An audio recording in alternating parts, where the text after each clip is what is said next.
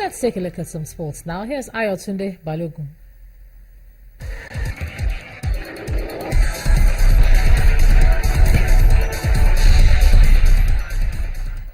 Indeed, we're starting off with the UEFA Champions League and World Player of the Year.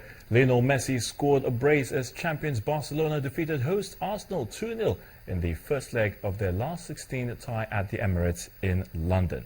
Brazilian Neymar and the Uruguayan Luis Suarez combined to set up Messi to calmly slot in, and then the Argentine also scored a late penalty.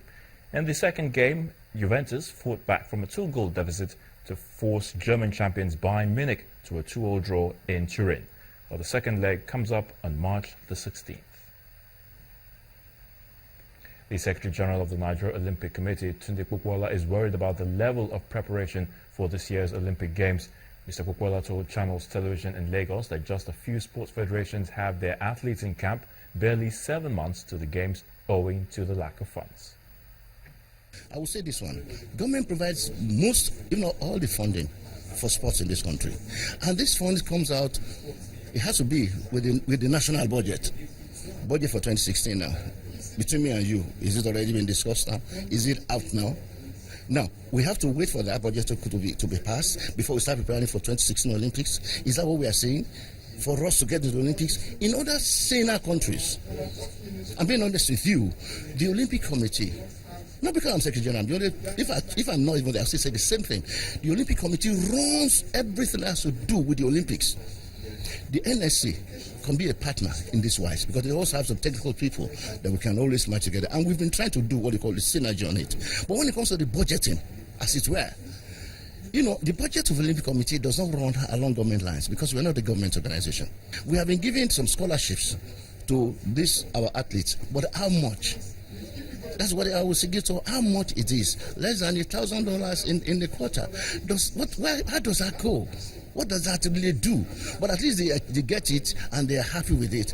But it is absolutely insignificant to what we call training or preparation for those such top athletes compared to their other mates. Well, the Nigerian Football Federation, the NFF, has confirmed that the state preliminaries for this year's Federation Cup will kick off on March the 5th. All states are expected to conclude their finals on April the 3rd. According to the program of the NFF, the national finals of the Men and Women Federation Cup competitions will be played on August the 23rd. Aqua United and Sunshine Queens are the defending champions of Nigeria's oldest football club competition. Lawyers representing Prince Ali bin Al Hussein have confirmed they have made an official request for the Court of Arbitration for Sport to suspend the FIFA presidential election on Friday because of a dispute over voting arrangements. Prince Ali, one of 5 contenders in the FIFA presidential race, had wanted transparent voting booths used at the Congress, but this was rejected by FIFA's Election Commission. Al Hussein's second concern is that 2 of the candidates, UEFA's Gianni Infantino and the Asian Football Confederation's Sheikh Salman, are backed by their own associations. Tiger Woods' agent has dismissed reports that the 14-time major winner has suffered a setback on his comeback from injury as absolutely false. Mark Steinberg was responding to social media comments claiming Woods' condition had worsened on his return from a 3rd back operation. The 40-year-old hasn't competed competitively since August 2015 when he tied for 10th at the Wyndham Championship. Steinberg said, quote, "Tiger continues to work on his rehabilitation and we will have an accurate update at the appropriate time," unquote. And that's a wrap in sports news. I'm Ayotunde Balogun. The news at 10 continues shortly.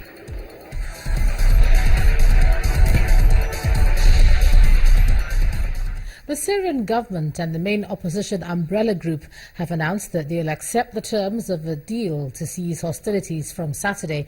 The government has also promised to halt combat operations in line with the plan announced by the US and Russia. Here's Cynthia Are with more.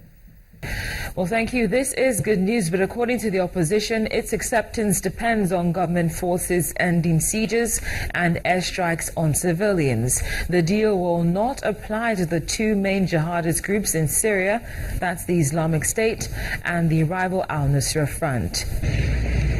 Then it's another day and the Ugandan opposition leader has been arrested again, and he is no longer being held in a cell. Instead, he is under house arrest and is being detained under heavy security. Also today, this could be the moment that Burundi and the world have been waiting for. The United Nations Secretary General, Mr. Ban Ki-moon, has confirmed that Burundian President Pierre Nkurunziza is ready to dialogue with the opposition. This is a crucial step which could bring the 10-month conflict to an end. Finally, it's emerged that an Egyptian military court has mistakenly sentenced a 4-year-old boy to life in prison for murder last week. The military has acknowledged this as a mistake, and the spokesman Colonel Mohammed Samir clarified that the court meant to sentence a 16-year-old boy with a similar name instead. That's the foreign news wrap-up. The news at 10 continues shortly. Amazing. Thanks a lot, Cynthia, for that. And the main news again. Nigeria and Saudi Arabia today held discussions on how to stabilize the oil market and ensure a rebound of the product price, just as the president called for international support for the war against terror. Also today, the PDP Board of Trustees made a U-turn and joined the party's governors as well as National Assembly caucus and the party's NEC in support of Ali Modu Sharif as the party's national chairman. And former PDP ministers, however, insisted Alhaji Sharif is not fit to lead the party and have distanced themselves from the decision of the PDP leaders. Well, that's the news at 10 tonight. Thanks a lot for staying with us. I'm Ijoma Kunyato. Do have a good night.